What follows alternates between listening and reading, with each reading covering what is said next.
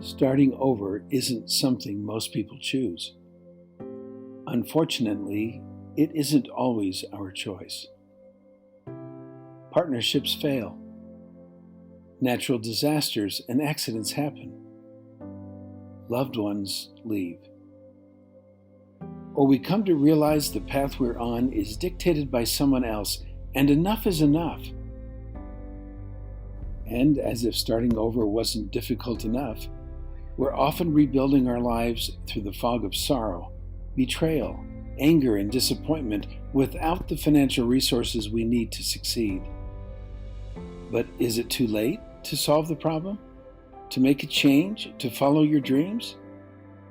Starting over, starting late, or both can be the chance you've been waiting for, the opportunity of a lifetime. You're not alone.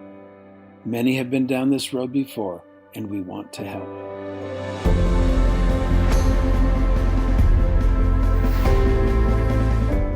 Hey folks, thanks for joining us today. I'm really excited today. I have a friend and a gentleman here that is joining us by the name of Ghostwriter, John Bingham. And really pleased to have him on the show today. He just finished writing this new book, Starting Over, Starting Late, Both.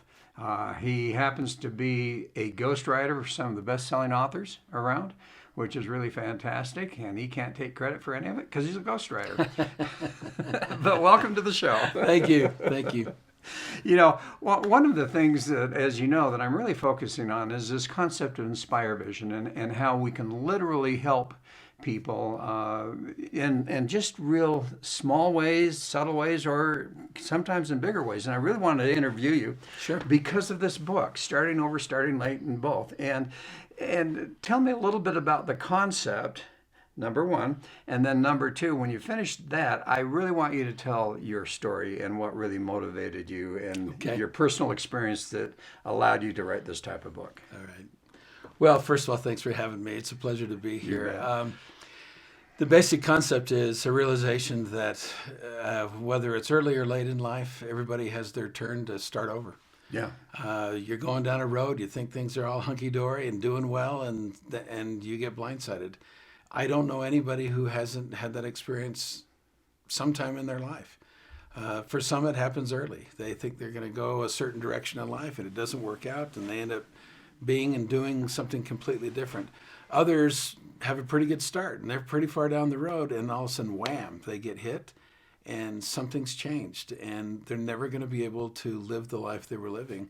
So what do? How do you start? Do you even want to start over? And the answer to that is, especially down the road, most people don't, but they don't have a choice. Right. So starting over, starting late, or both, is about as universal a subject as you can imagine. So what happened to you because you started over? Yeah. Okay, and started a little bit later in life. But what happened that really caused you to really focus on this? The only thing I've ever wanted to do in life is be a writer. It was very difficult in the beginning to make a living, an adequate living as a writer. And so I ended up doing other things, always writing on the side, always looking for an opportunity. But I started doing other things to pay the bills and take care of the family. The thing that I ended up doing more than anything else is I ended up teaching oral surgery techniques using lasers. Mm-hmm. And I did that for a lot of years. But one day I got a call from a friend of mine, an attorney, who also harbored the dream to be a full-time writer. And he called me and said, let's do it. Let's break away. Let's open a shop. Let's ghostwrite for others. And I'd done a little bit of that, but not much, but enough to know what he was talking about. He'd done a little bit more of it. And so we thought, okay, well, let's do it. But the real problem was I had just signed a new one-year contract with a manufacturer to teach people how to use their surgical laser. So I said, all right, you go to work and provide sweat equity, and I will finance, and we'll float the boat for a while, and let's see what happens. And a year later, things were going well enough that I was able to jump in with him full time and leave, laser surgery behind and become a writer full time. we're having a great time with it. Great clients, primarily focused on business and political writing. But we did plenty of memoirs as well. Mm-hmm. People that had extraordinary experience in their life and wanted to pass that on for one reason or another. And so we were quite busy. And in fact, we were coming very close to our 100th contract for a full-length ghostwriting book. Wow. And got a call one day, and I'll just give you the short version of it, but somebody called and said, boy, you've got a great reputation online, and I've really enjoyed interacting with you. I'd had other conversations with him. Mm-hmm. But he said, give me thousands of dollars, or I'm going to go online and ruin your reputation, and no one will ever trust you to write a book again. Wow. And I understand that a lot of that's going on, this concept of, blackmailing someone. Yeah, it's just extortion. It's part of the... And most of it is really fake. Oh. Yeah, most of it is really fake. And as you look at the audience here, you'll see that it's fake. But in this case, it wasn't. No, what we thought he was bluffing, so we just said, well, do your worst, and that was probably the wrong thing to say. He dove in and made up lie after lie. We immediately got some legal relief in that we had restraining orders and protective orders issued, but he ignored them and just kept right on. Everything he posted under a phony name. And so it took me 4 years and a healthy 7 figures to stop it and shut it down. And again, I'll skip over the blood and the gore and all that, but this partnership didn't survive. My partner's marriage didn't survive. Mm-hmm. Retirement funding kind of went away. And so I find myself in a position where all my friends are thinking about retiring. Of course, to be honest, I love to write. I don't know that I ever would have retired, but at least I didn't have to work if I didn't want to. That's the position that I was very shortly to be in when all this happened. And then this guy comes along and ruins all of that. So I found myself in my 60s saying, okay, now what? And the good news for me is that because of the work that I'd been doing, I've had the extraordinary blessing of interacting with some of the world's most successful people. And so I had some pretty good coaching about what to do and how to do it. I'll bet. And it's interesting whether it's that type of thing, which hopefully not many people go through, or whether it's going through divorce or just suddenly the economy has changed and all of a sudden you can't do your business anymore. I mean, there are so many things that go on. Or you're injured and suddenly, like in my case, I had a dental practice for 21 years. I know that. And one day I woke up and I couldn't practice dentistry anymore. I had some neurological issues with this hand. I was dropping instruments on patients' heads, and it's like, I can't do this. Yeah, I can't. So, there you go. And so it's really interesting how I think most people, in one way or another, get to that point where it's like, I'm having to start over. And so as you wrote about this on the book, what are some of the things? Obviously, what I like you talked about there for a minute is that you knew people that really gave you the strength to start over. Can you talk about that just briefly? I know you're not going to name names, but let the audience know a little bit about what that is. Well, I think if there was a message on that point to your audience, it would be never underestimate the power of your influence. Never underestimate the importance of doing your very best at every moment, because you never know who's watching, and you never know how valuable the experience you're going through is going to be to the next guy that walks that path. Mm-hmm. I haven't, of all the books that I've done at this point, and I just released my 118th book, so I've been pretty busy. Yeah, you've been a busy man. Very few of them were actually this this tragic stories with huge heroic endings or anything. But everybody had a challenge of some kind, and the simple things are what make all the difference. The first thing that I learned from these most successful people is to forgive, forget, and move on. That is so essential. And I think, Yeah. I mean, there's been books written on that, Oh, sure. just alone, letting go and some of those types of things. But it's interesting that, as people experience things, you go online, for instance, on Facebook, and all you see sometimes is harping about what happened here and what happened there, and this person did this to him, and on and on and on and on. And there's an interesting statement that I love. It's called "That which we resist persists." Sure. And in some respects, by not letting go, you're still resisting what happened. You're still fighting that internally and emotionally. And I think it's fascinating that as we do that and as we don't let go, those things continue to harbor in our mind and literally affect our ability to start over again and to really move forward in a positive direction.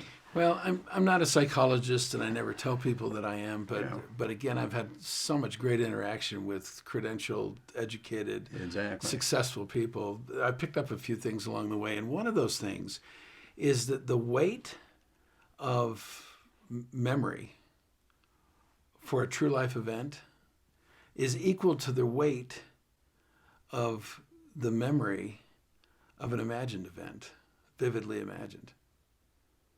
Now, think about that for a second.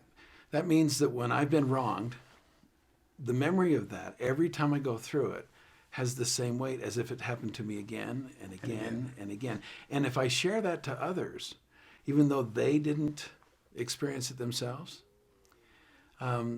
if I describe it vividly enough, if I pull them into the story, if they really empathize with what I just said, then the weight of that memory within their mind is equal to the weight of the true life memory in my mind. And now there's two of us carrying the garbage. It's interesting you say that, because there are, I think, many people out there who, and this sounds a little bit, out in space, but it's true, and I've experienced this, is that you absorb the energy of those around you. And so what you're saying, which I had not heard this, but what you're suggesting is when I share a negative experience of mine with you and just really almost cry on your shoulders, literally you're going to walk out the door and now you've just adopted that emotion in your own life for a while until you can Sure. get rid of it. Well, and of course, one of the things you hear fairly consistently these days is that your life will be the mirror image of the 5 people you hang around with more often than anyone else. Somebody came to me once and they said, I'm looking at starting over. I'm looking at maybe a divorce. And I said, okay. And we had a long discussion. And then she and her husband were sitting there, and she said to me, so what do you think, John? Are we going to make it, or are we going to be divorced? And I said, well, let me ask you something. Who are the 5 people you hang out with the most? And she went down and listed them, her sister and some other people. I said, okay. And I said, how many of them are divorced? She says, well, all but one. And I said, okay, but even the one had a long-term relationship that didn't work out. They never actually married, but they went their separate ways after many years together. And she said, yeah. And I said, well, unless you're consciously, you and them are looking for alternatives other than divorce, then divorce will be what you do too. It's just our thinking goes in that direction. If that's what we absorb, then that's the direction. I'm not trying to say higher or lower, better or worse. It's just the direction it goes. Well, and so I'm divorced, so you're Okay. making me feel bad here. But no, the reality is, though, that a lot of it has to do with how much that conversation is going on, though, right? Yeah, exactly. In other words, let's say you're divorced, I'm divorced, and we're sitting here talking Exactly. about, And that's this why and that. that's why I said depends on how much you're talking about it. Unless you're making a conscious decision to move on together, if all you're going to do is keep talking about it, then you're the only one that's not yet divorced, but you're in line. Yeah. So, you got to talk about something else with your friends. And if you can't talk about something else with your friends, you got to get new friends. Okay, so letting go is the most important thing. Yeah. And I love what you say, though, is that we are so affected by our environment. My son just came up to visit the other day, and we were talking about environment. And obviously, living up here in Eden, it's an amazing environment. And it's beautiful. And it's been wonderful. And as we talked about things, and I was mentioning to them, environment makes a huge difference. And I was talking, bragging about Eden, but the reality is, as you say, the environment, including the people around us, make a difference. And I know people, I have family members who, because they are around negative people, it's affecting their emotions in a very negative way.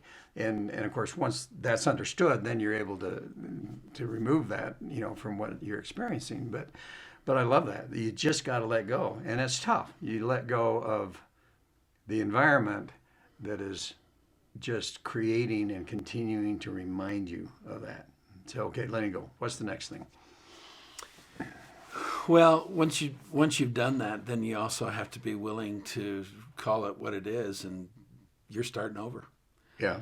And you may resent the heck out of it, that you really deserve something better or different or more elevated or whatever.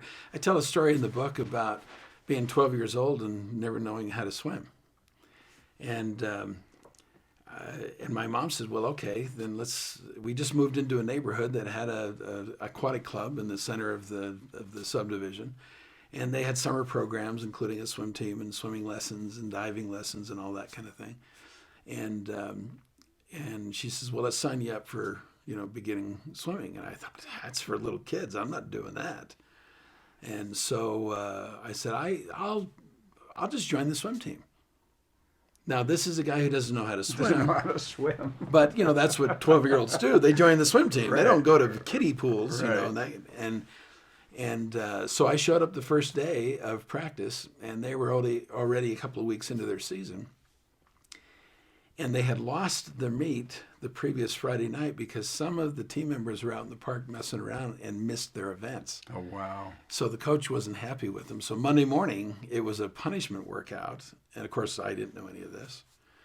And so I showed up, and for punishment workout, longer distances over a shorter period of time, the blast of the whistle, you took off whether you had drawn breath or not since the last lap you swam. And then on top of that, every lap was to be in butterfly. Oh, wow. Now, again, I'm a kid that doesn't know how to swim. And I'm looking at these people, and they're throwing both arms at the same time and trying to swim butterfly and doing something they call a dolphin kick.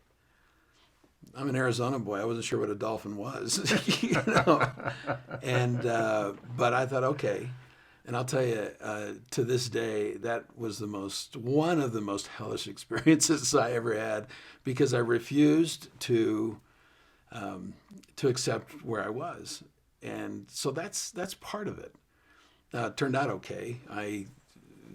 One of the other things you need discipline and tenacity, and I was able to use those things to stick with it, and I ended up being the competitive butterflyer for the next 6 years of my life. That's and great. It was did pretty well with that.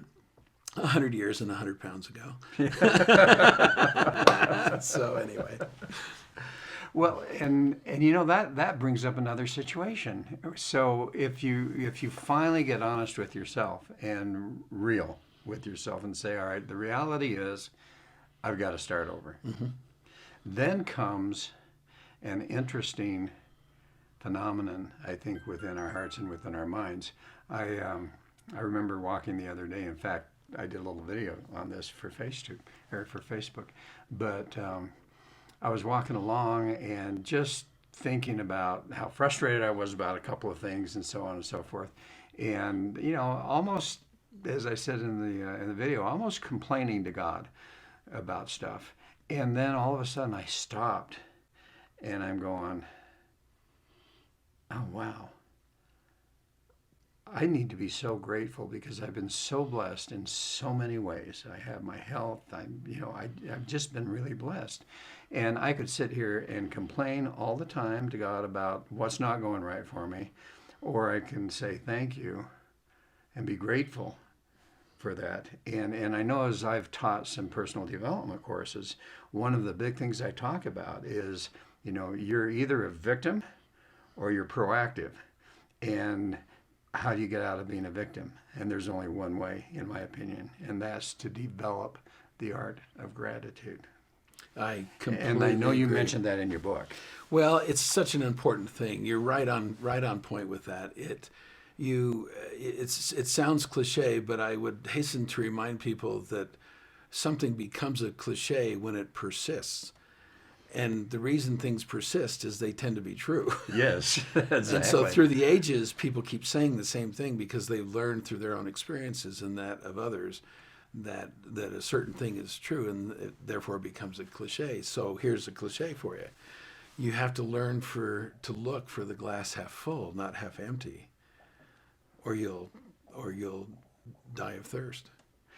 And that's something that's not easy. I mean, the audience out there, as you're listening to this, how many times do you find yourselves having something happen and suddenly the negativity fits in and the glass is half empty rather than half full?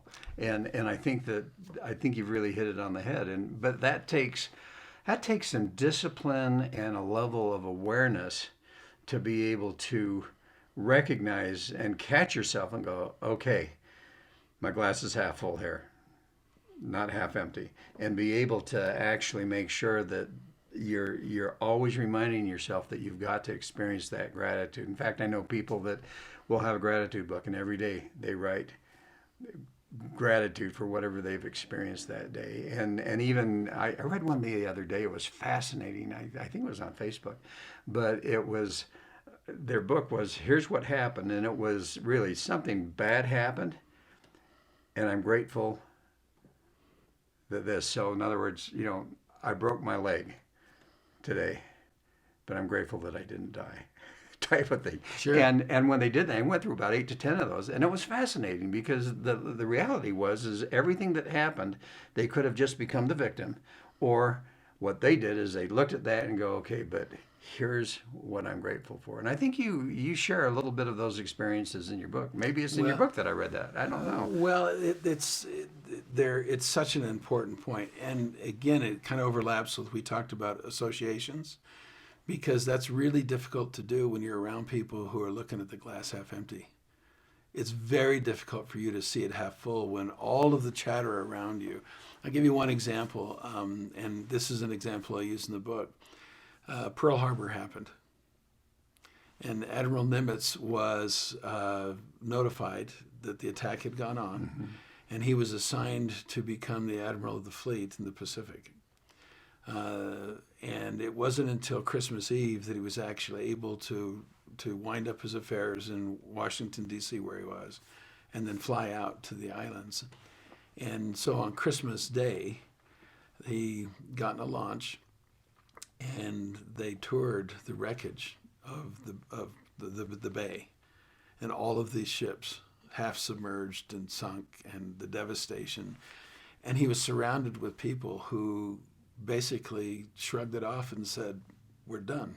We've lost the war.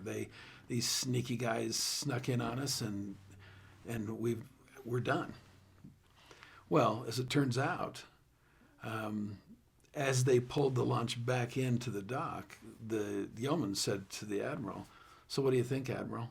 And he said, "I think that the Japanese committed 3 of the worst mistakes any attacking force can commit." And everybody within earshot, their jaw dropped open, and he said, "Number 1, right next to the ships are the dry docks that we need to repair these ships." And they didn't bomb them. Had they bombed them, we would have had to pull all of these ships up, damaged as they are, and then float them all the way, towing them all the way to Los Angeles to be rebuilt so that we could then put them back into the war effort. Number 2, They attacked on a Sunday morning.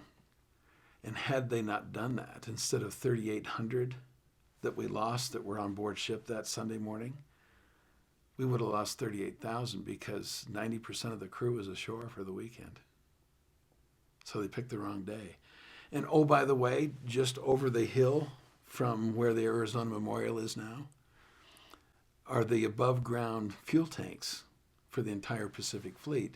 All they would have needed is one plane to strafe these fuel tanks that were vulnerable, and we would have had no fuel. Now we can pull the ships up and repair them. I got 38,000 seamen ready to jump aboard and go get those guys, and we got all the fuel we need to do the job. Wow. Now, how do you remain that positive in the face of the Pearl Harbor attack when all around you, across the world, said, well, the Americans are done. They just got beat. He wasn't going to take that. You know, that brings up an interesting point. And I don't know how important this is, but I have a hunch it is, and I'd like you to talk about it a little bit. You know, here were all of these people that were just totally down in the dumps. Things are over.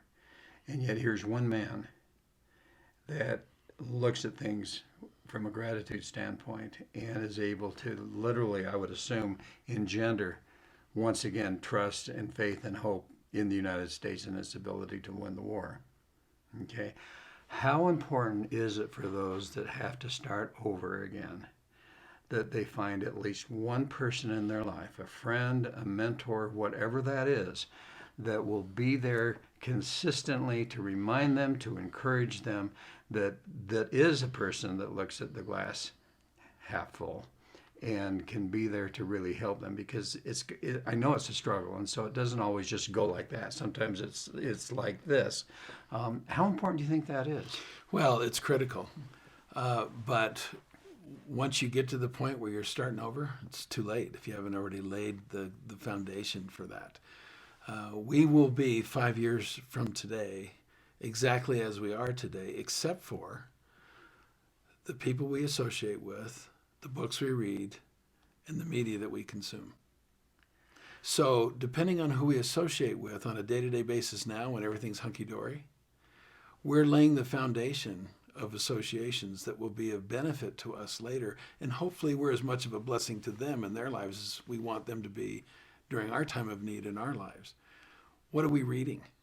What are we watching on TV? What are we doing on the internet? How much social media, negative social media, do we absorb? Do we take advantage of the anonymity of social media to get on there and just be as mean and snarky as we possibly can because nobody really knows us anyway and we can get away with it, when we would never say those kinds of things to somebody face to face? Okay, it helps if you've been doing that. But let's say you haven't, and a lot of people haven't, okay? And all of a sudden, something happens. They're having to start over. Hopefully, they're getting your book and going, okay. That is the solution. Yeah, that's the solution. My book is the solution to everything. Okay, all right, got it.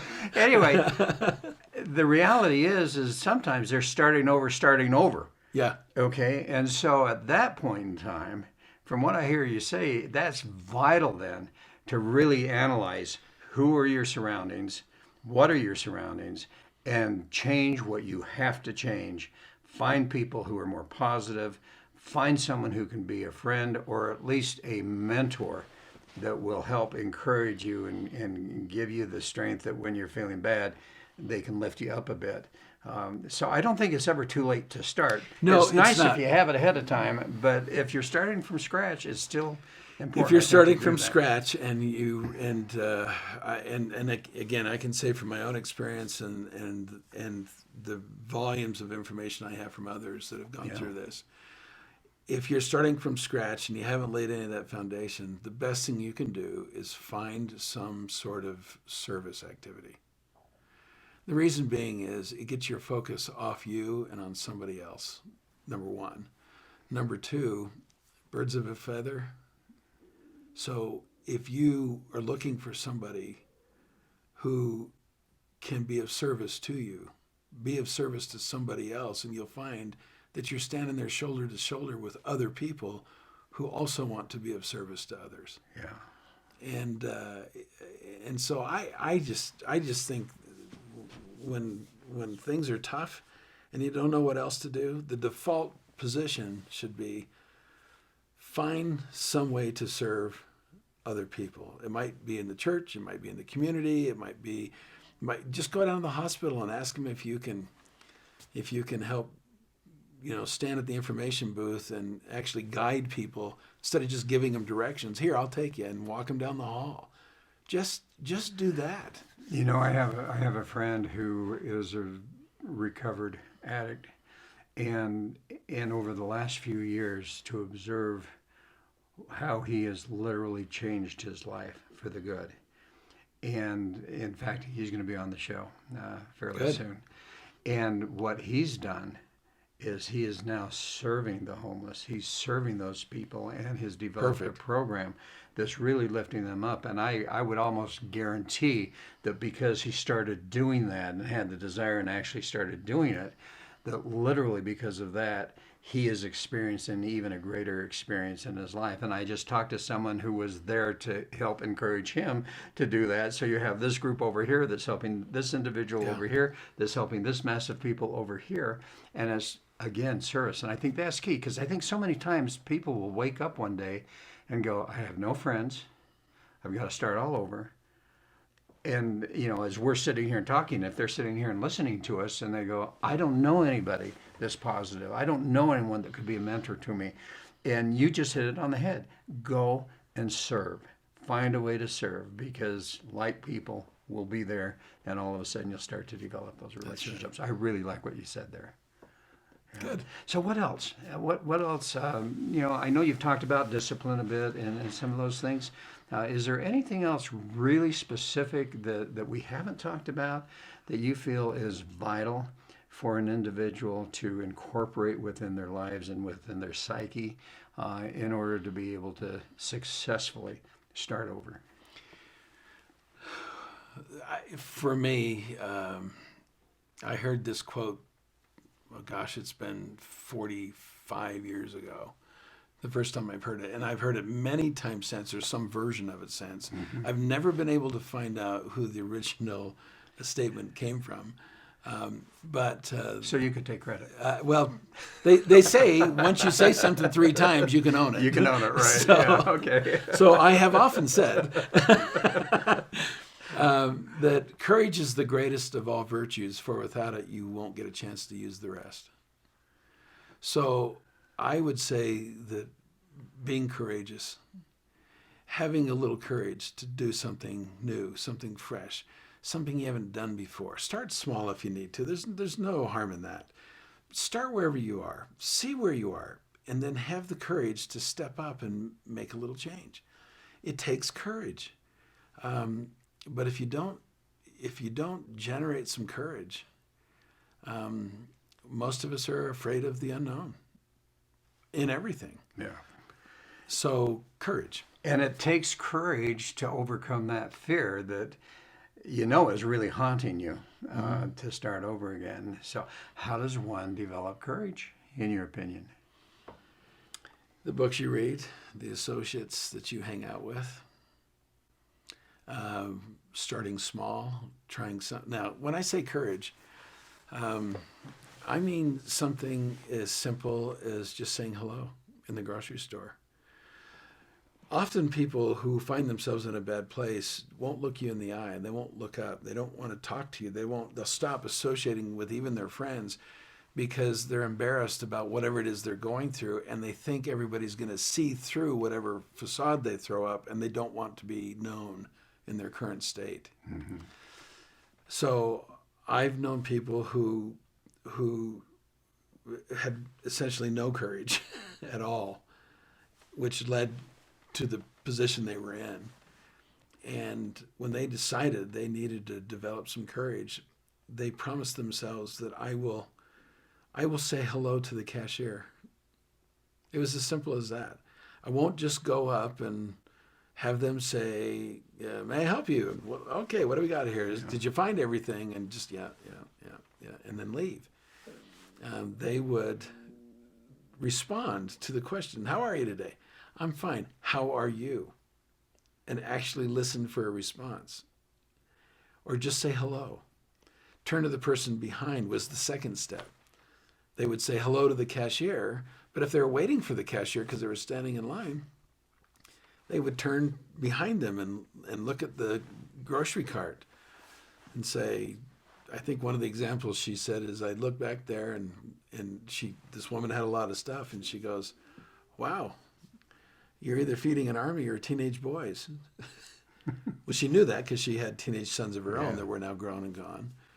And the woman behind her just, oh boy, I've got these boys, and man, they just eat like crazy. I mean, I make my own bread, and they ate 6 loaves this morning. I made them last night, and had this great conversation, and she found some common ground. But more than that, she found that there really are good people everywhere who, they're not interested maybe in being your best friend after one conversation, but they're more than willing to interact with you.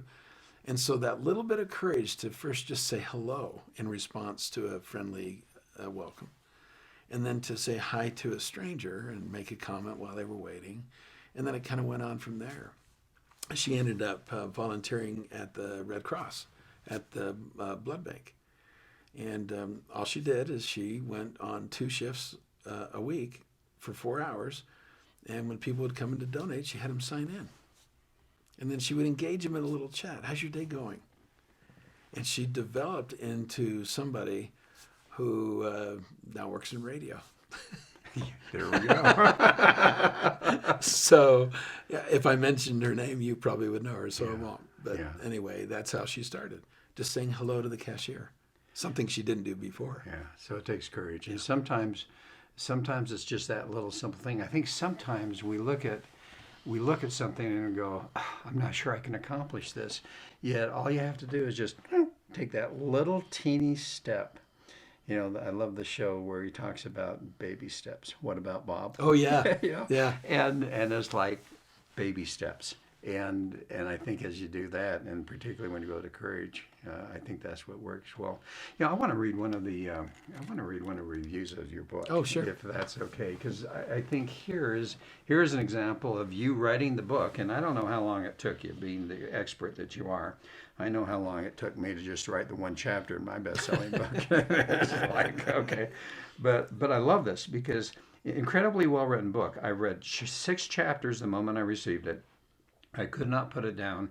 I had to start my life over in my mid-40s, and this book brought back memories of that time and gave me great insight for the future. And so here's a great example of what you're doing, literally, that's going to affect some lives. So, folks, I've read the book, and it's really incredible. It offers some really great thoughts and ideas. And again, as I was reading it, you're right. In some respects, cliches. This is stuff that we should know, but we don't think about it. And you've been able to put it together in such a way that it's good reading and it makes sense. And it is there actually to motivate and instigate someone to say, okay, I can do this. So I think it's a great book. Thank you. Thank you. Yeah. Well, so thanks for being on the show today. It's my pleasure. Thank you very much. I really appreciate it. And folks, again, starting over, starting late, or both, grab the book. Where can they get it on Amazon? Sure, they can get it on Amazon, Barnes and Noble, anywhere books are sold. There's even a couple of online sites that have now picked it up. I'm not sure how they're getting it, but my distributor's doing a good job of making it available to them. Good for him. So it's even on a couple other languages already. So. Oh, great. Well, folks, thanks for listening today, and we look forward to having you join us again soon. And meanwhile, have a wonderful week. Have some courage. Have some discipline, let go of things, and literally have a wonderful week.